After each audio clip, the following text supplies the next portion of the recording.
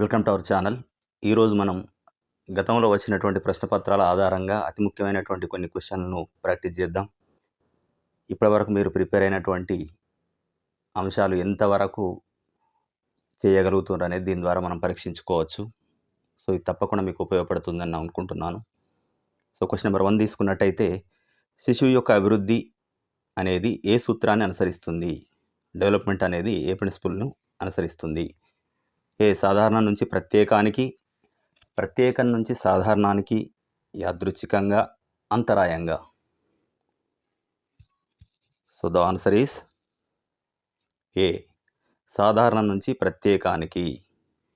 ఎలా అంటే అభివృద్ధి అనేది మొదట ఒక పెద్ద కండరాల కదలికలతోటి మొదలై చిన్న కండరాల కదలికల వైపు జరుగుతుంది. అంటే ఉదాహరణకి సాధారణ చర్యలతో మొదలై ప్రత్యేకమైనటువంటి చర్యలు అంటే ఒక బిడ్డ మొదట వస్తువును మొత్తం చేత్తో పట్టుకుంటాడు, ఆ తర్వాత వేళ్లతో స్పెషల్గా ప్రత్యేకంగా పట్టుకోవడం అనేటువంటి నైపుణ్యాన్ని సాధించడం జరుగుతుంది. సో ఇది సాధారణం నుంచి ప్రత్యేకానికి. క్వశ్చన్ నెంబర్ 2, మానసిక వికాసం అనేది దీని యొక్క ఫలితం? పరిసరాలు, వంశపారంపర్యం మరియు పరిసరాల మధ్య పరస్పర చర్య, కేవలం పాఠశాల విద్య. సో ఆన్సర్ కామెంట్ చేయండి. సో ఆన్సర్ ఈస్ సి, వంశపారంపర్యం మరియు పరిసరాల మధ్య పరస్పర చర్య, interaction between heredity and environment. ఎలా అంటే అభివృద్ధి అనేది జన్యువులు అంటే అనువంశికత మరియు అవి పెరిగేటువంటి పరిసరాలు, వీటి రెండింటి మీద ఆధారపడి ఉంటుంది. వీటి మధ్య ఒక సంక్లిష్టమైనటువంటి పరస్పర చర్య అనేది జరుగుతుంది, వాటి ద్వారా వికాసం జరుగుతుంది. క్వశ్చన్ నెంబర్ 3, పియాజే ప్రకారం శిశువు వస్తు స్థిరత్వం, ఆబ్జెక్ట్ పర్మనెన్స్ అనే భావనను ఏ దశలో అభివృద్ధి చేసుకుంది, ఏ దశలో ఉంటుంది? అంటే ఇక్కడ పియాజే సిద్ధాంతం ప్రకారం వస్తు స్థిరత్వం, ఆబ్జెక్ట్ పర్మనెన్స్ అనేది ఈయన సిద్ధాంతం లోపల ఏ దశలో అభివృద్ధి చెందుతుంది అంటుంది. ఇక్కడ ఇంద్రియ చాలక దశ, పూర్వ ప్రచాలక దశ, మూర్త ప్రచాలక దశ, అమూర్త ప్రచాలక దశ. సో ఆన్సర్ కామెంట్ చేయండి. సో ఆన్సర్ ఈజ్ ఇంద్రియ చాలక దశ, సెన్సరీ మోటార్ స్టేజ్ లోపల ఈ వస్తు స్థిరత్వం అనేటువంటి భావన ఏర్పడుతుంది. ఈ దశ దాదాపు 0 నుంచి 2 సంవత్సరాల వరకు ఉంటుంది. శిశువు లోపల తాను చూడకపోయినా ఒక వస్తువు ఉనికిలో ఉంటుంది, అంటే ఒక వస్తువు తన కళ్ళ ముందు లేకపోయినప్పుడు కూడా ఆ వస్తువుని మెంటల్గా ఊహించుకోగలుగుతాడు. ఇక్కడ నెక్స్ట్ క్వశ్చన్ నెంబర్ 4, పావ్లోవ్ ప్రతిపాదించిన అభ్యసన సిద్ధాంతం ఏది? పావ్లోవ్ కార్యసాధక నిబంధనం, శాస్త్రీయ నిబంధనం, అంతర్దృష్టి అభ్యసనం, యత్నదోష అభ్యసనం. సో ఆన్సర్ ఈస్ శాస్త్రీయ నిబంధనం. B is the right answer. ఇక్కడ పావ్లోవ్ కుక్కల మీద చేసినటువంటి ప్రయోగం ద్వారా శాస్త్రీయ నిబంధన అనేటువంటి సిద్ధాంతాన్ని ప్రతిపాదించడం జరిగింది. ఇది సహజ ప్రతిస్పందన మరియు కృత్రిమ ఉద్దీపన వీటి రెండింటి మధ్య అనుసానించడం అంటే బంధం ఏర్పడడం మీద దృష్టి పెట్టడం జరుగుతుంది. అంటే S, stimulus and response, SR బంధం. క్వశ్చన్ నెంబర్ 5, థారండైక్ ప్రతిపాదించినటువంటి ప్రధాన అభ్యసన సూత్రాలు వీటిలో లేనిది ఏది? Primary laws of learning Thorndike ప్రకారం, ఆయన ప్రతిపాదించిన సిద్ధాంతం ప్రకారం ప్రధాన అభ్యసన సూత్రాలు కొన్ని ఇవ్వడం జరిగింది. దానిలో లేనిది 1 సంసిద్ధతా సూత్రం, లా ఆఫ్ రెడీనెస్, అభ్యాస సూత్రం, లా ఆఫ్ ఎక్సర్సైజ్, ఫలిత సూత్రం, లా ఆఫ్ ఎఫెక్ట్, ప్రతిచర్య వైవిధ్య సూత్రం, law of multiple response. So లేనిది అంటుండే కనుక ఇక్కడ మరి D is the right answer. ప్రతిచర్య వైవిధ్య సూత్రం ఇది లేదు. అభ్యాస సూత్రం, ఫలిత సూత్రం, సంసిద్ధతా సూత్రం లేదా సన్నద్ధత సూత్రం అంటారు దీన్ని, లా ఆఫ్ రెడీనెస్, ఈ 3 మాత్రమే ఉన్నవి. దీని తర్వాత సో ఫలిత సూత్రం అనేటువంటి ప్రధానమైనటువంటి సూత్రంగా చెప్పబడుతుంది దీనిలో. క్వశ్చన్ నెంబర్ 6, ఒక తరగతి గదిలో వైవిధ్యభరిత అభ్యాసకులను ఉపాధ్యాయుడు ఏ విధంగా చూడాలి? అంటే ఒక తరగతి గది లోపల వైవిధ్యభరిత అభ్యాసకులు అంటే వైయక్తిక భేదాలు కలిగినటువంటి పిల్లలు, విద్యార్థులు, అభ్యాసకులు ఉంటారు. ఉపాధ్యాయుడు వాళ్ళని ఏ విధంగా చూడాలి? మరి వారిని అభ్యసనానికి ఆటంకంగా చూడాలన్నా, అభ్యసన ప్రక్రియకు వనరుగా రిసోర్స్గా చూడాలా, అదనపు పనిగా ఎక్స్ట్రా వర్క్ కింద చూడాలనా లేదా పట్టించుకోకుండా ఉండాలనా, ఇగ్నోర్ చేయాలనా? సో ఇది జనరల్ క్వశ్చన్ లాగా ఉంది.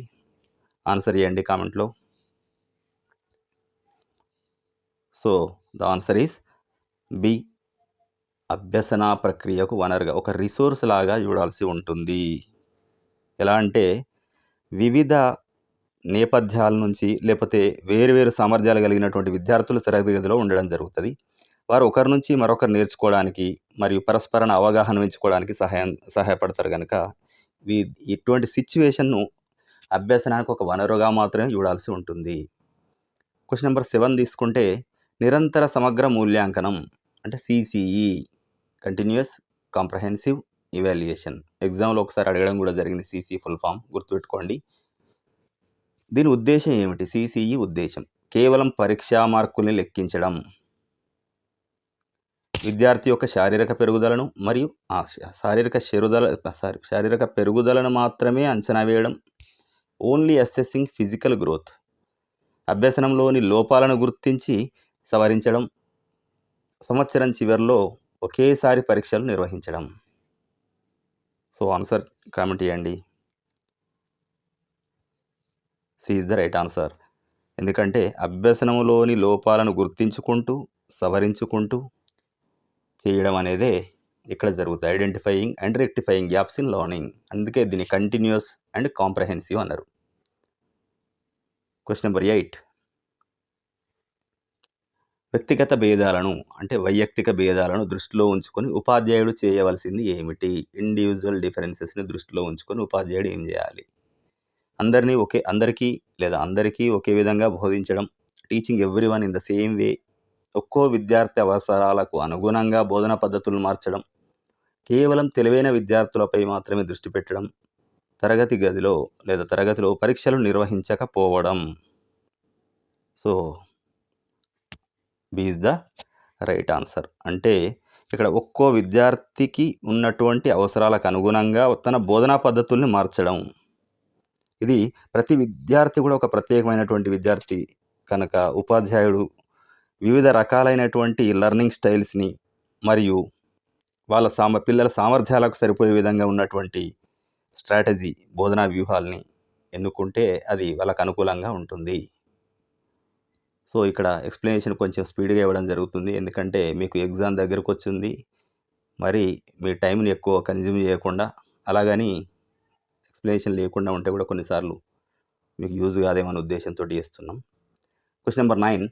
మూర్తిమత్వం అనే ఆంగ్ల పదం లాటిన్ భాషలోని ఏ పదం నుంచి ఉద్భవించింది? Personology, person, persona, personal. Answer comment చేయండి. So C is the right answer. Persona అంటే ఇది లాటిన్ భాష లోపట ముసుగు అని అర్థం. ఇది ఒక వ్యక్తి యొక్క బాహ్య రూపాన్ని ఇతరులకు కనిపించేటువంటి పాత్రను సూచిస్తుంది. అప్పట్లో నాటకాలు వేసేటప్పుడు ఆ పాత్రలకు అనుగుణంగా ఈ మాస్కును ధరించేవారు అన్నట్టు. అంటే మన పర్సనాలిటీ కూడా, వ్యక్తిత్వం కూడా బయటికి ఒక రకంగా కనబడుతుంది అనేది ఇది తెలుపుతుంది. Question number 10. మానసిక వయస్సు, మెంటల్ ఏజ్ అనే భావనను ఎవరు ప్రవేశపెట్టారు? Sigmund Freud, Kohlberg, Alfred Binet, Gardner. Answer comment చేయండి. So C is the right answer. Alfred Binet మరియు థియోడర్ సైమన్ మొట్టమొదటి ఇంటెలిజెన్స్ టెస్ట్ మేధా పరీక్షను అభివృద్ధి చేయడం జరిగింది. మరియు వీళ్ళు మొట్టమొదటిసారి మానసిక వయస్సు అనేటువంటి భావనను ప్రవేశపెట్టారు. Question number 11. శిశువు యొక్క అభివృద్ధి తల నుంచి పాదాల వరకు, ది డెవలప్మెంట్ ఇక్కడ నుంచి ఎక్కడికి, హెడ్ టు టో జరిగేటువంటి సూత్రాన్ని ఏమంటారు? తల నుంచి పాదాల వరకు. సమీపస్థ దూరం, ప్రాక్సిమో డిస్టల్, శిరోపాద క్రమం, సెఫాలోకాడల్, అవిచ్ఛిన్నత, కంటిన్యూటీ, వైయక్తిక భేదాలు, ఇండివిజువల్ డిఫరెన్సెస్. సో ఇక్కడ మీ ఆన్సర్. సో ఇక్కడ B is the right answer. ఇక్కడ తల నుంచి పాదాలు ఉన్నప్పుడే శిరోపాద అని గుర్తుపెట్టుకోవచ్చు ఈజీగా. ఇక్కడ ఏం జరుగుతుందంటే ఈ సూత్రం ప్రకారం అభివృద్ధి తల ప్రాంతం లోపల మొదలై క్రమంగా మెడ, మొండెం, కాళ్ళు ఇలా విస్తరించుకుంటూ పోతుంది. శిశువు మొదట తలపై నియంత్రణ సాధించడం జరుగుతుంది. క్వశ్చన్ నెంబర్ 12 తీసుకుంటే వికాసంలో సమీపస్థ దూరం ప్రాక్సిమో డిస్టల్ సూత్రం దీన్ని సూచిస్తుంది అంటుండి ఇక్కడ. మొదట వెలుపల అవయవాల అభివృద్ధి చెందడం ఈ సూత్రం ప్రకారం సమీపస్థ దూరం ప్రకారం ఎలా జరుగుతుంది వికాసం అనేది. మొదట వెలుపల అవయవాలు అభివృద్ధి చెందడం, మొదట కండరాలు అభివృద్ధి చెందడం, మొదట శరీరం మధ్య భాగం నుంచి బయటి భాగాలకు అభివృద్ధి చెందడం, వికాసం యొక్క వేగం అన్ని దశల్లో ఒకే విధంగా ఉండడం. సో దీన్ని బట్టి ఆన్సర్ ఈజ్ సి. మొదట శరీరం మధ్య భాగం నుంచి మెల్లమెల్లగా బయటి భాగాలకు అభివృద్ధి చెందడం అనేది జరుగుతుంది. ఎలా అంటే ఈ సూత్రం ప్రకారం వెన్నుముక వంటి శరీరం మధ్య భాగం నుంచి చేతులు, కాళ్ళు, వేళ్ళు ఇలా బయటి భాగాలకు అభివృద్ధి అనేది జరుగుతుంది.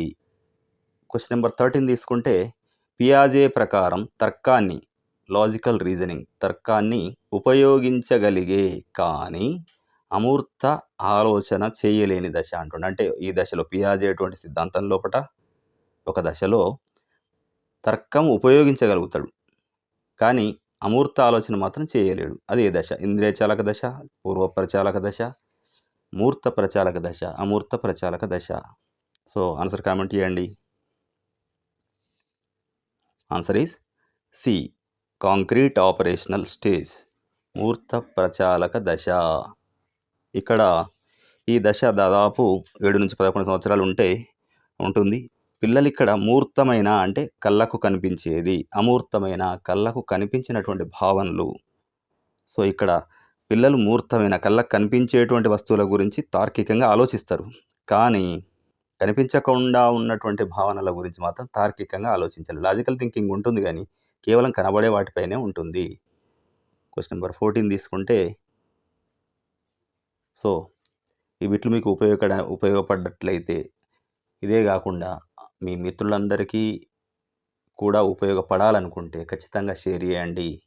అదే కాకుండా ఎక్కువ మందికి రీచ్ కావాలనుకుంటే మీరు లైక్ చేయడం అనేది తప్పకుండా అవసరం. సో దీంతోపాటు డిస్క్రిప్షన్ బాక్స్లో ఇచ్చేటువంటి మా వాట్సాప్ ఛానల్ని ఫాలో అవ్వండి. ఎప్పటికప్పుడు అప్డేట్స్, పీడిఎఫ్ ఫైల్స్ అందించబడతాయి. సో క్వశ్చన్ నెంబర్ 14 తీసుకుంటే స్కిన్నర్ ప్రతిపాదించిన అభ్యసన సిద్ధాంతం ఏది? యత్నదోష అభ్యసనం, అంతర్దృష్టి అభ్యసనం, కార్యసాధక నిబంధనం, సాంఘిక అభ్యసనం. So Skinner C is the right answer. కార్యసాధక నిబంధనం, ఆపరెంట్ కండిషనింగ్. సో ఇక్కడ స్కిన్నర్ యొక్క కార్యసాధక నిబంధన సిద్ధాంతం తీసుకుంటే రీఇన్ఫోర్సెస్ మరియు శిక్ష పనిష్మెంట్ ద్వారా ప్రవర్తనను మార్చడంపై ఆధారపడి ఉంటుంది. క్వశ్చన్ నెంబర్ 15 తీసుకుంటే కోహిలర్ ప్రతిపాదించిన అంతర్దృష్టి అభ్యసనం ఇన్సైట్ లెర్నింగ్ సిద్ధాంతం క్రింది ఏ అంశంపై ప్రాధాన్యతనిస్తుంది? కోహిలర్ ప్రతిపాదించిండు ఏదది? అంతర్దృష్టి అభ్యసనం, ఇన్సైట్ లెర్నింగ్. ఈ క్రింది ఏ అంశంకు ఇంపార్టెన్స్ ఇస్తుంది? ఉద్దీపన, ప్రతిస్పందన, స్టిమ్యులస్ రెస్పాన్స్, పునర్బలనం, రీఇన్ఫోర్స్మెంట్, సమస్యను పూర్తిగా అర్థం చేసుకోవడం మరియు sudden comprehension of the whole problem, అకస్మాత్తుగా ఒక్కసారిగా అర్థం చేసుకొని దానికి పరిష్కారం కనుక్కోవడం అన్నట్టు ఇక్కడ. సో ఇమిటేషన్, అనుకరణ. మరి దీనిలో ఏది? ఆన్సర్ కామెంట్ చేయండి. సో సి, సమస్యను పూర్తిగా అర్థం చేసుకోవడం అనేది ఇక్కడ వస్తుంది. అంటే మామూలుగా కోహిలర్ ప్రతిపాదించిన అంతర్దృష్టి సిద్ధాంతాన్ని గెస్టాల్ట్ సిద్ధాంతం అంటారు. ఇక్కడ గెస్టాల్ట్ మనోవిజ్ఞాన శాస్త్రానికి చెందినటువంటి కోహిలర్ ఇక్కడ అంతర్దృష్టి అనేది సమస్య లోపట అన్ని భాగాలను అర్థం చేసుకోవడం ద్వారా పరిష్కారాన్ని అకస్మాత్తుగా కనుగొనడం అని పేర్కొనడం జరిగింది. దీని ప్రతి సిద్ధాంతానికి సంబంధించినటువంటి వీడియో మన ఛానల్లో ఉంది. ఒక ప్లేలిస్ట్ లోపల ప్రత్యేకంగా సిద్ధాంతాల మీదనే దాన్ని తయారు చేయడం జరిగింది. సో మన ఛానల్కి వెళ్ళి ఆ సిద్ధాంతాల మీద ముందుగా ఫుల్ గ్రిప్ తెచ్చుకున్నట్లయితే మీకు వచ్చే ఎగ్జామ్లో ఎక్కువ క్వశ్చన్స్ వీటి నుంచే వచ్చే అవకాశం ఉంటుంది కనుక సమగ్ర అవగాహన కొరకు వాటిని చూడండి.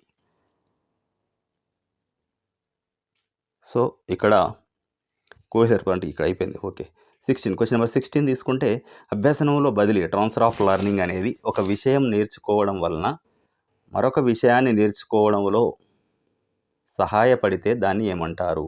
అంటే కొన్నిసార్లు ఒక విషయం నేర్చుకుంటే రెండో నేర్చుకోవడానికి సహాయపడవచ్చు, సహాయపడకపోవచ్చు, ఒకసారి ఆటంకం కలిగించవచ్చు. దీన్ని బదిలీ అంటారు. అంటే ట్రాన్స్ఫర్ ఆఫ్ లెర్నింగ్, మనం నేర్చుకున్నటువంటి లెర్నింగ్ ట్రాన్స్ఫర్ కావడం అంటారు ఇది. సో ఇక్కడ మరి సహాయపడితే అంటుండు కనుక మామూలుగా ఏ ప్రతికూల బదిలీ, బి శూన్య బదిలీ, సి అనుకూల బదిలీ, డి పార్శ్వ బదిలీ అంటుండే ఇక్కడ. సో ఆన్సర్ని కామెంట్ చేయండి. C is the right answer. అనుకూల బదిలీ, పాజిటివ్ ట్రాన్స్ఫర్ అంటారు దీన్ని.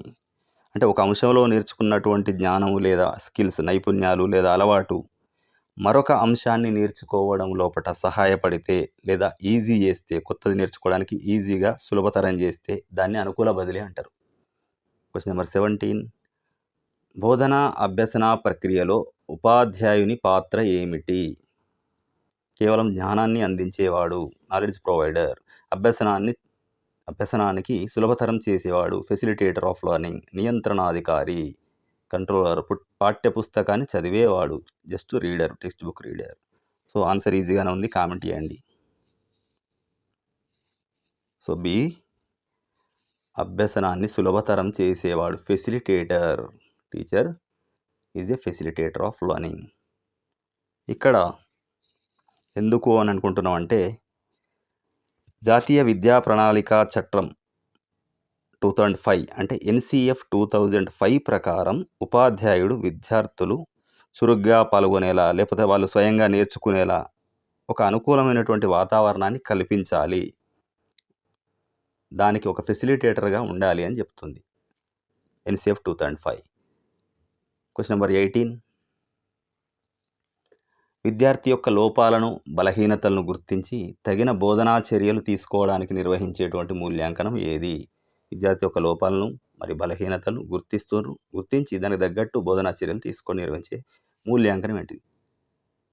స్థాన నిర్ధారణ మూల్యాంకనం, ప్లేస్మెంట్ ఇవాల్యుయేషన్, నిర్మాణాత్మక మూల్యాంకనం, ఫార్మేటివ్ ఇవాల్యుయేషన్, సంగ్రహణాత్మక మూల్యాంకనం, సమ్మేటివ్ ఇవాల్యుయేషన్, నిదానాత్మక మూల్యాంకనం, డయాగ్నోస్టిక్ ఇవాల్యుయేషన్.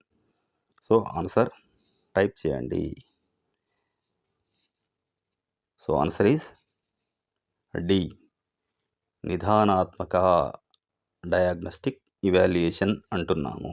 అభ్యసనం లోపల విద్యార్థి ఎక్కడ వెనుకబడుతుండు, ఎందుకు వెనుకబడుతుండు అనేటువంటి విషయాన్ని గుర్తించి ఆ లోపాల గల కారణాలను తెలుసుకొని దానికి తగ్గట్టుగా బోధనా చర్యలను తీసుకోవడం అనేది ఈ మూల్యాంకన, నిదానాత్మక మూల్యాంకన, డయాగ్నోస్టిక్ ఇవాల్యుయేషన్, డయాగ్నైజ్ చేయడం అన్నట్టు. సో క్వశ్చన్ నెంబర్ 19 తీసుకుంటే, వైగాట్స్కీ ప్రకారం పిల్లలు ఇతరుల సహాయంతో నేర్చుకునే ప్రాంతాన్ని ఏమంటారు? వైగాట్స్కీ సిద్ధాంతం మీద కూడా మనకు స్పెషల్ వీడియో ఉన్నది. 100% సబ్జెక్ట్ ఆ టాపిక్ మీద మీకు గ్రిప్ వస్తుంది. సో అది చూడండి. సో ఇక్కడ పిల్లలు ఇతరుల సహాయంతో నేర్చుకోవడాన్ని ఏమంటారు అంటారు. స్వీయ బోధన, సన్నిహిత వికాస మండలం, ZPD, zone of proximal development, సహజ సామర్థ్యం, న్యాచురల్ ఎబిలిటీ, నిబంధన ప్రతిస్పందన, conditioned response. So B is the right answer. Zone of proximal development అంటుండు, ఇక్కడ జెడ్పీడి అంటుండు. మనం ఆ వీడియోలో క్లియర్గా ఎక్స్ప్లెయిన్ చేయడం జరిగింది. జెడ్పీడి అనేది విద్యార్థి స్వయంగా ఏమి చేయగలడు మరియు ఇతరులు సహాయం చేస్తే ఎంతవరకు చేయగలడు, ఈ రెండింటి మధ్య ఉన్నటువంటి డిఫరెన్స్, అంతరాన్ని జెడ్పీడి అంటారు. Question number 20. ప్రతిభావంతులైన విద్యార్థుల్లో కనిపించేటువంటి ముఖ్య లక్షణం ఏమిటి? తక్కువ జ్ఞాపక శక్తి, విభిన్న ఆలోచన, కేవలం అనుకరణ, నెమ్మదిగా నేర్చుకోవడం. గిఫ్టెడ్ స్టూడెంట్స్ అంటుంది ఇక్కడ. గిఫ్టెడ్ స్టూడెంట్స్ అంటే ఇక్కడ అతి ఎక్కువ ఐక్యూ కలిగినటువంటి పిల్లలు, ప్రతిభావంతులు వాళ్ళు. మరి ఆన్సర్ టైప్ చేయండి. సో ఇక్కడ B is the right answer. విభిన్న ఆలోచన, డైవర్జెంట్ థింకింగ్. తక్కువ జ్ఞాపక శక్తి అంటే గిఫ్టెడ్ ఎట్లా కాదు, ఓన్లీ ఇమిటేషన్ అనేది కూడా కరెక్ట్ కాదు. నెమ్మదిగా అంటే సోలర్నర్ గానే కాదు. సో ఇక్కడ రెండు నెగటివ్ని తీసి చేసేస్తే ఈజీగా విభిన్న ఆలోచన రైట్ ఆన్సర్. ఎందుకంటే ప్రతిభావంతులైనటువంటి ఒక సమస్యకు అనేకమైనటువంటి విభిన్నంగా ఆలోచించి చాలా క్రియేటివ్గా సొల్యూషన్లు కనుగొంటారు. సో గార్డెనర్ యొక్క బహుళ మేధస్సు సిద్ధాంతం, మల్టిపుల్ ఇంటెలిజెన్స్ థియరీ. ఎవరు చేసినారు అది? గార్డెనర్. ఇట్లా కూడా అడగవచ్చు క్వశ్చన్, ఇది ఎవరి సిద్ధాంతం అనో, లేకపోతే మల్టిపుల్ ఇంటెలిజెన్స్ థియరీ ఎవరు ప్రతిపాదించారని వస్తుంది కనుక. ప్రకారం శబ్దాలు, భాష, లయ మరియు పదాల అర్థాన్ని గుర్తించడంలో సామర్థ్యం ఉన్న మేధస్సు ఏది? భాష యొక్క లయ, పదాల అర్థాన్ని గుర్తించడంలో ఉన్నటువంటి మేధస్సు ఏది అంటుంది ఇక్కడ. బాడీలీ కనిస్థెటిక్ అంటుండే, అంటే దైహిక చలనాత్మక మేధస్సు, తార్కిక గణిత మేధస్సు అంటే లాజికల్, కొంచెం తెలుగు వర్డ్స్కు సంబంధించివి మనకు డిఫరెంట్గా అనిపిస్తాయి, ఎప్పుడోసారి చూసినట్టు అనిపిస్తాయి కనుక దానికి పేపర్లో మీరు చేసేటప్పుడు కూడా ఎగ్జామ్లో కూడా ఏదైనా అర్థం కానట్టయితే ఇంగ్లీష్ వర్షన్ చూస్తే మనకు ఈజీగా వాడక భాషలో ఉంటుంది, కొన్నిసార్లు బయట యూజ్ చేస్తాం అవి. సో లాజికల్, మ్యాథమెటికల్ అండ్ భాషా సంబంధిత మేధస్సు లింగ్విస్టిక్ ఇంటెలిజెన్స్. సో అంతర్వ్యక్తిక మేధస్సు interpersonal. So answer is C, భాషా సంబంధిత మేధస్సు అంటుంది. ఇక్కడ మనం గుర్తుపట్టడానికి ఈజీగా శబ్దాలు, భాష యొక్క లయ, పదాల అర్థం అని అనుకుంటే కనుక గెస్ చేయడానికి అవకాశం ఉన్నది. కొన్నిసార్లు ఎగ్జామ్లో కూడా ఇలాంటి క్వశ్చన్లు ఇప్పుడు దాదాపు మనం ఇప్పటివరకు వచ్చినట్టు క్వశ్చన్ల ఆధారంగానే తయారు చేయడం జరిగింది. కొన్ని క్వశ్చన్లు కూడా రిపీటెడ్ క్వశ్చన్లు దీనిలో ఉన్నాయి కనుక సో చాలా వరకు క్వశ్చన్ పేపర్లో అన్నీ టఫ్గా వస్తాయని ఉండదు. సో వెయిటేజ్ తప్పకుండా ఉంటుంది. కొన్ని ఈజీ క్వశ్చన్స్ ఉంటాయి, యావరేజ్ క్వశ్చన్లు ఎక్కువ ఉంటాయి, టఫ్ క్వశ్చన్లు మళ్ళీ వాటి భారత్వం అనేటువంటిది తగ్గిపోతుంది. సో మనం ఈజీగా వచ్చే క్వశ్చన్లు అన్నీ చేస్తూ యావరేజ్ క్వశ్చన్లు అన్నీ చేయగలగాలి. ఈజీ కంప్లీట్ చేస్తాం, యావరేజ్ క్వశ్చన్లు అన్నీ చేయగలిగితే మనకు మంచి స్కోర్ ఉంటుంది. ఇంకా బాగా ప్రిపేర్ అయిన వాళ్ళు నెక్స్ట్ టఫ్ క్వశ్చన్లు కూడా వేయగలిగితే హైయెస్ట్ స్కోర్ సాధించేటువంటి అవకాశం ఉంటుంది. కానీ ఖచ్చితంగా ఈజీ అండ్ యావరేజ్ క్వశ్చన్లు మాత్రం పోగొట్టుకోవద్దు. క్వశ్చన్ నెంబర్ 22, ప్రజ్ఞాలబ్ధి ఇంటెలిజెన్స్ కోఎఫిషియంట్ ఐక్యూ, దీన్ని లెక్కించడానికి ఉపయోగించేటువంటి సూత్రం ఏది? ప్రజ్ఞాలబ్ధి ఇంటెలిజెన్స్ కోఎఫిషియంట్ ఐక్యూ అంటాం మనం జనరల్ లాంగ్వేజ్ లోపల. దీన్ని లెక్కించడానికి ఉపయోగించేటువంటి సూత్రం ఏది? ఐక్యూ అంటే ఇక్కడ ఏ వాస్తవిక వయస్సు బై మానసిక వయస్సు ఇంటూ 100, బి మానసిక వయస్సు బై వాస్తవిక వయస్సు ఇంటూ 100, సి మానసిక వయస్సు మైనస్ వాస్తవిక వయస్సు, డి మానసిక వయస్సు ఇంటూ వాస్తవిక వయస్సు. సో దీన్ని మరి కామెంట్ చేయండి. So the answer is B. ఏంటది? Answer is B. మరి మానసిక వయస్సు బై వాస్తవిక వయస్సు into 100. So the answer is మానసిక వయస్సు బై వాస్తవిక వయస్సు ఇంటూ 100 అంటారు. దీన్ని ఇట్లా కూడా ఇవ్వచ్చు, ఎంఏ బై సిఏ ఇంటూ 100గా కూడా ఇస్తాడు కొన్నిసార్లు. అంటే ఎంఏ అంటే మెంటల్ ఏజ్, సిఏ అంటే క్రానికల్ ఏజ్. ఇది శారీరక వయస్సు, అది మానసిక వయస్సు అన్నట్టు. ఇక్కడ వాస్తవిక వయస్సునే మనం శారీరక వయస్సు అని కూడా అంటున్నాం. సో క్వశ్చన్ నెంబర్ 23 తీసుకుంటే, కోల్బర్గ్ నైతిక వికాస సిద్ధాంతంలో ఈ మోరల్ డెవలప్మెంట్ థియరీ లోపల పిల్లలు శిక్ష నుంచి తప్పించుకోవడానికి లేదా బహుమతిని పొందడానికి నియమాలను పాటించే దశ. కొన్ని నియమాలను పాటిస్తారు పిల్లలు ఈ దశ లోపల, కానీ అయితే శిక్ష నుంచి భయపడి పనిష్మెంట్కి భయపడని చేస్తారు, లేకపోతే ఏమైనా గిఫ్ట్లు వస్తాయని చేస్తారు, బహుమతి ఏదో రకంగా. అది ఏ దశ? సాంప్రదాయ పూర్వ దశ, సాంప్రదాయ దశ, ఉత్తర సాంప్రదాయ దశ, సాంఘిక ఉడంబడిక దశ, సోషల్ కాంట్రాక్ట్ స్టేజ్ అంటున్నాం. సో ఆన్సర్ ఈస్ ఏ, పూర్వ సాంప్రదాయ దశ లేదా సాంప్రదాయ పూర్వ దశ. అంటే పూర్వ సాంప్రదాయ దశ ఇక్కడ ఉల్టా ఇవ్వడం జరిగింది. పూర్వ సాంప్రదాయ దశ లోపల ఇది జరుగుతుంది. ఈ దశ లోపల నైతికత లేదా నియమాలను పాటించడం అనేది బయటి నియంత్రణ మీద ఆధారపడి ఉంటుంది. అంటే బయట నుంచి వచ్చేటువంటి శిక్ష లేదా బహుమతి మీద ఆధారపడి వీళ్ళ ప్రవర్తన ఆధారపడి ఉంటుంది. సో క్వశ్చన్ నెంబర్ 24, సాంఘిక అభ్యసనం సిద్ధాంతాన్ని ప్రతిపాదించింది ఎవరు? జీన్ పియాజే, Albert Bandura, B F Skinner, Sigmund Freud. సో ఇది మీకు తెలిసి ఈజీగా అప్పుడప్పుడు ఇలాంటి ఈజీ క్వశ్చన్ డైరెక్ట్ కూడా కొన్ని తప్పకుండా వస్తాయి.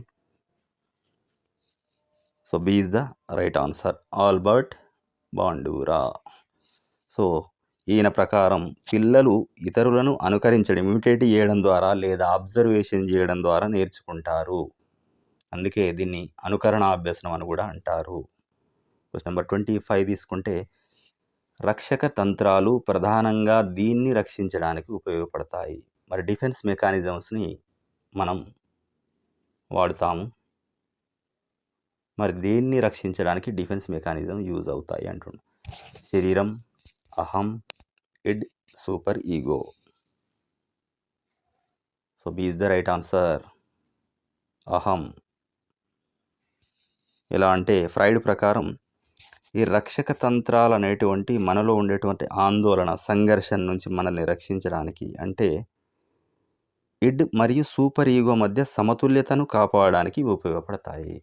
ఇడ్ మరియు సూపర్ ఈగో ఈ రెండింటి మధ్య బ్యాలెన్స్ చేయడానికి, ఆ బ్యాలెన్స్ చేయడం వల్ల ఒక పరిష్కారం అనేది దొరుకుతుంది మన ఆందోళనకు. సో దీని కొరకు ప్రయత్నం చేయడానికి కొరకు డిఫెన్స్ మెకానిజం పనిచేస్తుంది. రక్షక తంత్రాలు వాడతాము. సో ఎక్కువసేపు ఎక్స్ప్లెనేషన్ ఇవ్వలేకపోతున్నాము. సో టైం మనకు తక్కువగా ఉంది కాబట్టి. సో 26 తరగతి గదిలో వెనుకబడినటువంటి విద్యార్థులకు ఉపాధ్యాయుడు ఏ విధంగా సహాయపడాలి? సో దీనిలో ఎక్కువ ఎక్స్ప్లెనేషన్ ఇవ్వలేకపోయినటువంటి క్వశ్చన్లకు సంబంధించినటువంటి ఆ చాప్టర్లకు సంబంధించిన వీడియోలు మన ఛానల్లో ఉన్నాయి. మీకు మోర్ ఇన్ఫర్మేషన్ కావాలనుకుంటే తప్పకుండా వాటిని చూడండి. కంప్లీట్ అవగాహన అనేది రావడం జరుగుతుంది. ఇది మోడల్ పేపర్లా ప్రాక్టీస్ చేస్తున్నాం కనుక స్పీడ్గా వెళ్ళడం జరుగుతుంది. తరగతి గదిలో వెనుకబడినటువంటి విద్యార్థులకు ఉపాధ్యాయుడు ఏ విధంగా సహాయపడాలి? ప్రత్యేక తరగతులు నిర్వహించడం, బోధనా వేగాన్ని తగ్గించడం, సరళమైన బోధనా పద్ధతులను ఉపయోగించడం పైవన్నీ. So D is the right answer. ఇవన్నీ కూడా ముఖ్యమైనటువంటివే. వెనుకబడిన విద్యార్థులకు ప్రత్యేక శ్రద్ధ ఉండాలి, మరి వాళ్ళ వేగానికి తగినటువంటి బోధన ఉండాలి, సులభంగా అర్థమయ్యేటువంటి పద్ధతులు కూడా అవసరమే. క్వశ్చన్ నెంబర్ 27 తీసుకుంటే సృజనాత్మకత, క్రియేటివిటీ యొక్క ముఖ్యమైన లక్షణం. సృజనాత్మకత, పునరావృతం, రిపిటేషన్, అసమానత లేదా వైవిధ్యం, ఒరిజినాలిటీ ఆర్ యూనిక్నెస్, అనుకరణ, ఇమిటేషన్, జ్ఞాపక శక్తి, మెమరీ. ఆన్సర్ కామెంట్ చేయండి. మీకు ఇంకా ఏ టాపిక్లపైన, మనం చాలా వరకు ముఖ్యమైనటువంటి టాపిక్లు అన్నిటిని పైన చేయడం జరిగింది. మీకు ఏ టాపిక్లపైన ఇంకా కావాలనుకుంటారు, మిస్ అయిన వాటి మీద కామెంట్ చేయండి. తప్పకుండా ట్రై చేస్తాను ఎగ్జామ్ లోపల. సో ఇక్కడ ఆన్సర్ బి, అసమానత, వైవిధ్యం, ఒరిజినాలిటీ, యూనిక్నెస్. ఇక్కడ క్రియేటివిటీ లేదా సృజనాత్మకత అంటే ఒక కొత్త లేదా ఒరిజినల్, అసలైన ఆలోచనలు లేదా వస్తువులను ఉత్పత్తి చేయగలిగేటువంటి సామర్థ్యము అన్నట్టు. క్వశ్చన్ నెంబర్ 28 తీసుకుంటే జాతీయ విద్యా విధానం. సో ఇక్కడ చూడండి, జాతీయ ఎన్ఈపి మీద కానీ, రైట్ టు ఎడ్యుకేషన్ పైన కానీ, సిసిఈ పైన కానీ, తర్వాత ఇంతకుముందు ఎన్సిఎఫ్ 2000 పైన కానీ, ఇంకా బాలల హక్కుల పైన, వీటి మీద తప్పకుండా ఇట్లా నేను చెప్పినటువంటి టాపిక్ల పైన 3 లేదా 4 క్వశ్చన్లు వస్తున్నాయి. సో తప్పకుండా ఆ టాపిక్లను కూడా మనం సెపరేట్గా చేయడం జరిగింది. సో జాతీయ విద్యా విధానం ప్రకారం పాఠశాల విద్యలో 5+3+3+4 విధానంలో మొదటి 5 సంవత్సరాలను ఏమంటారు? మాధ్యమిక దశ, ఫౌండేషనల్ దశ, ప్రాథమిక దశ, ఉన్నత దశ. ఇక్కడ ఆన్సర్ చెప్పండి. ఆన్సర్ ఈజ్ ఫౌండేషనల్ దశ అంటున్నాం దీన్ని, ఫౌండేషనల్ దశ. మరి ఎక్కడ తీసుకుంటున్నాం? నేషనల్ ఎడ్యుకేషన్ పాలసీ 2020 ప్రకారం ఈ 5+3+3+4 విధానంలో మొదటి 5 సంవత్సరాలు అంటే దాదాపు 3 నుంచి 8 సంవత్సరాల వరకు ఫౌండేషనల్ దశ అంటున్నాం. సో దీన్ని ఫౌండేషనల్ దశగా తీసుకుంటున్నాము. క్వశ్చన్ నెంబర్ 29 తీసుకుంటే విరామము మరియు పునరావృతము, రెస్ట్ అండ్ రిసిటేషన్ ద్వారా అభ్యసనం యొక్క శక్తి పెరుగుతుందని నిరూపించినది ఎవరు?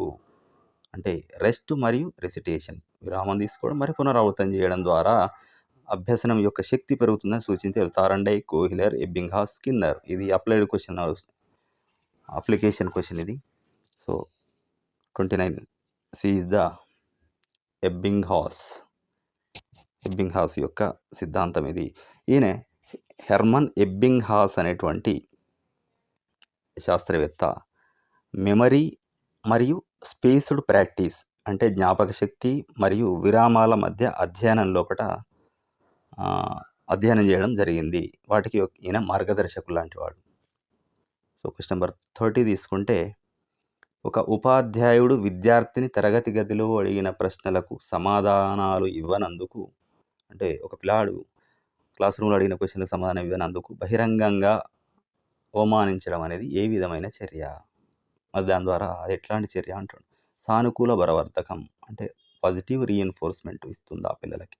ప్రతికూల బలవర్ధకం నెగటివ్ రీఎన్ఫోర్స్మెంట్. శిక్ష పనిష్మెంట్, విస్మరణ ఎక్స్టింక్షన్ అంటాడు. సో ఇక్కడ జనరల్ క్వశ్చన్ ఇది. ఇక్కడ వివరణ ఏంటి అంటే శిక్ష అనేది ఏదైనా ప్రవర్తన యొక్క ఆ ఫ్రీక్వెన్సీని తగ్గించడానికి ఉపయోగించేటువంటి చర్య. So, C is the right answer punishment. ఈ సందర్భంలో బహిరంగ అవమానించడం అనేది తప్పు. ఇది ఆ విద్యార్థి భవిష్యత్తులో లేదా భవిష్యత్తు లోపట తరగతి గది లోపట సమాధానం చెప్పేటువంటి ప్రవర్తనను తగ్గించే అవకాశం ఉంది. సో, ఇది ఈరోజు అతి ముఖ్యమైన క్వెషన్లు ఇవ్వడం జరిగింది. సో, ఎగ్జామ్ వరకు కూడా దాదాపు కొన్ని ముఖ్యమైన టాపిక్ల మీద వీడియోలు చేస్తూనే మరోవైపు ఆల్రెడీ ప్రిపేర్ అయి ఉన్నటువంటి అభ్యర్థులకు వాళ్ళ సామర్థ్యాన్ని అంటే వాళ్ళ ప్రిపరేషన్ యొక్క పొజిషన్ ఏందో తెలుసుకోవడానికి కొరకు మోడల్ పేపర్‌ను కూడా తయారు చేయడం జరుగుతుంది. సో, కంప్లీట్‌గా ఇప్పటికే చదివి ఉన్న వాళ్ళు మోడల్ పేపర్‌ను ఫాలో కావచ్చు. లేదు ఏదైనా టాపిక్ మీద పూర్తిగా సమగ్రంగా ఇన్ఫర్మేషన్ కావాలనుకుంటే టాపిక్ల మీద కూడా చూడొచ్చు. తప్పకుండా డిస్క్రిప్షన్‌లో ఉన్నటువంటి మన వాట్సాప్ ఛానల్‌ని ఫాలో అవ్వండి, జాయిన్ కండి. దానిలో అప్డేట్స్ ఇవ్వబడతాయి. Thank you.